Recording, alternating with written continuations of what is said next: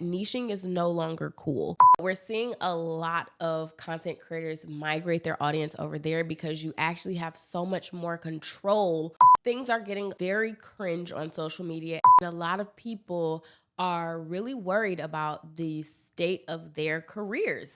What's up, beautiful people? I'm Erin, and this is Erin on Demand. And today I'm talking about all the changes I'm seeing on social media. Now, a lot of these changes I'm not too thrilled about. It's time to unpack it all, honey. So let's get into it. First of all, TikTok done got banned, and now it's back again.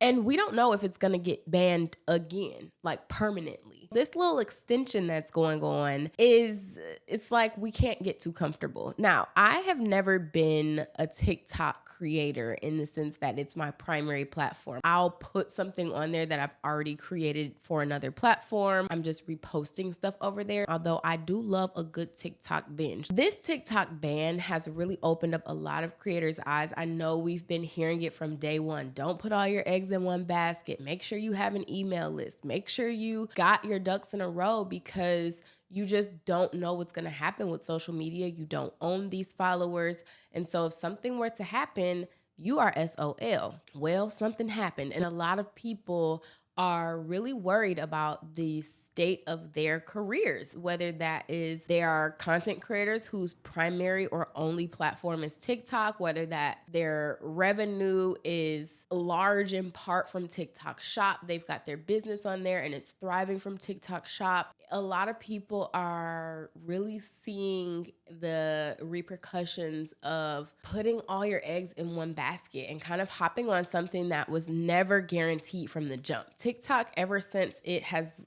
rose to fame, has been questionable in the first place. So that is a big reason why I never really dived too deeply into the platform. But we're seeing a lot of creators move over to Instagram, move over to YouTube Shorts, but we are also seeing a lot of people move to Substack, which is kind of interesting because in a world where video is taking over, Substack is a newsletter platform, it is emails, and they have really kind of merged email marketing with social media. So it's kind of like Twitter meets email, which is really cool. I love the platform. I've been seeing so much success with my newsletter over there, but we're seeing a lot of content creators migrate their audience over there because you actually have so much more control over your newsletter than you do with social media, because you can download those emails. You can move that email list to wherever you want it to. If you started on Substack and you want to move it somewhere else, you have those emails. You have ownership of that. And on top of that, you can make money on the platform. Now, this isn't sponsored by Substack, but I do love Substack.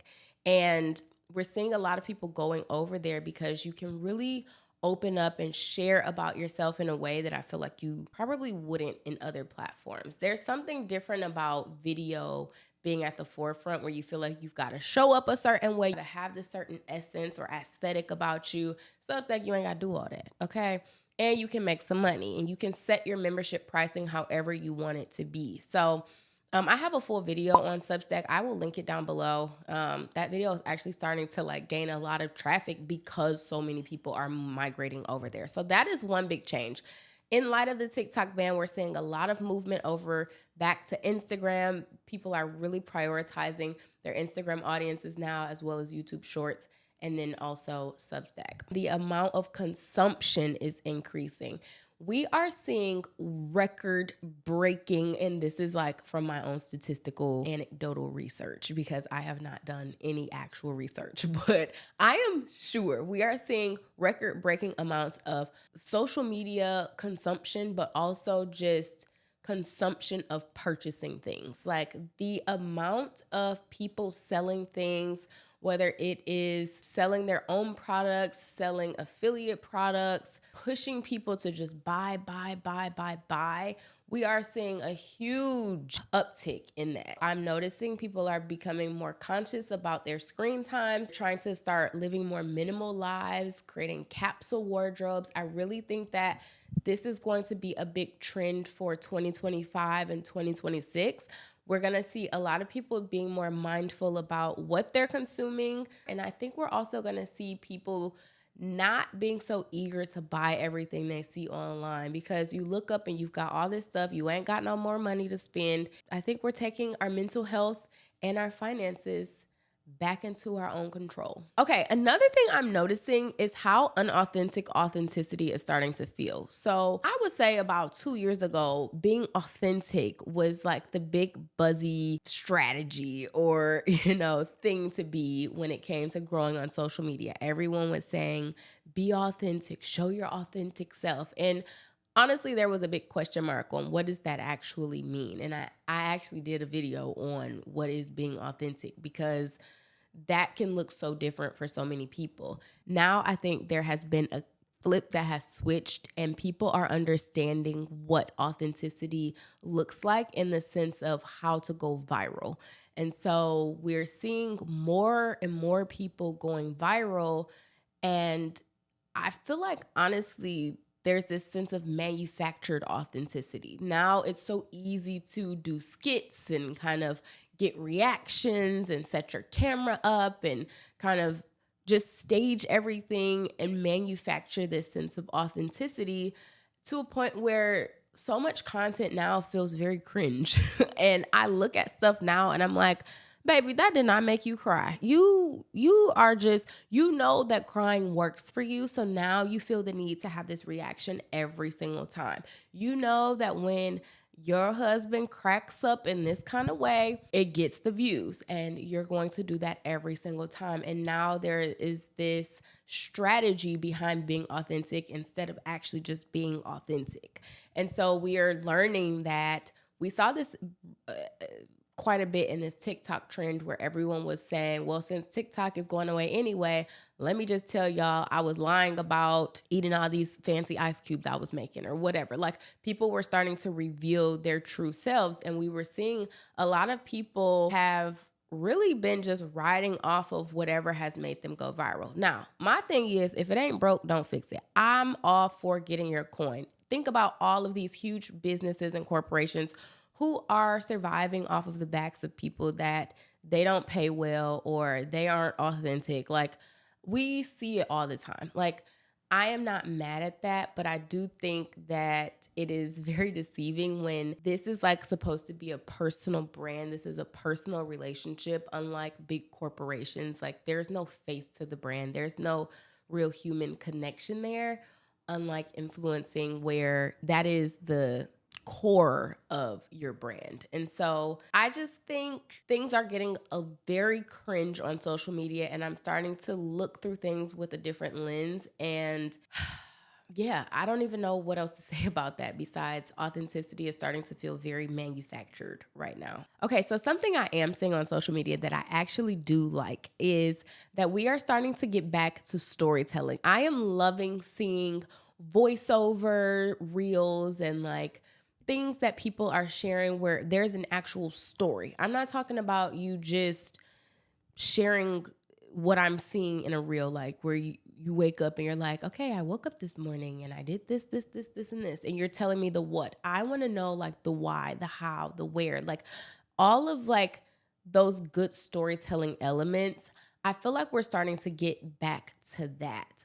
And that makes me really happy because I went to school for journalism, and storytelling has always been like a huge part of who I am. And I love telling stories via video, but I think that, whatever that mode is that you want to tell your story in, do it. We saw this huge with Risa Tisa when she did the Who the F Did I Marry series. That had so many people hooked because her storytelling skills were impeccable. And so I think storytelling now is going to be the way that people can really latch on to their audience and grab the communities that they're looking for, instead of trying to create this scene or trying to create this aesthetic lifestyle that they're aspiring. Just tell the stories, like tell good stories. And I promise you, even if you're just talking to the camera, if you set up a camera in your car or while you're doing your makeup, you don't even have to do anything while you're telling the story. If it's a good story, people will listen. So that is a trend that I do think is making its way back around just basic old storytelling. Okay, another thing that's changing is the fact that niching is no longer cool. And this has been a thing for a while, but now so many people have embraced that they actually just don't want a niche. They don't even want to think about a niche. I am the niche, which you are, honey. Embrace it. However, I do think that there is a sense of focus that your content does need. And in all of my don't niche, do this videos, if you watch them, you will hear me say that having a focal point for your content is actually a good thing. Now, it doesn't have to be a specific niche like tech or beauty or entrepreneurship. It can be a theme. It can be exploring life in my 30s, living a joyful life. Like everything kind of stems from what brings you joy. And all of the things that you share are little things that bring you joy. Like whatever that theme is, there should be some type of focal point in your content.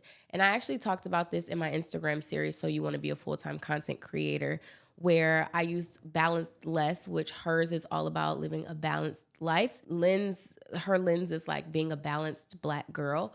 Or Jazz Turner, who's all about glowing up and like, glowing up her everyday life.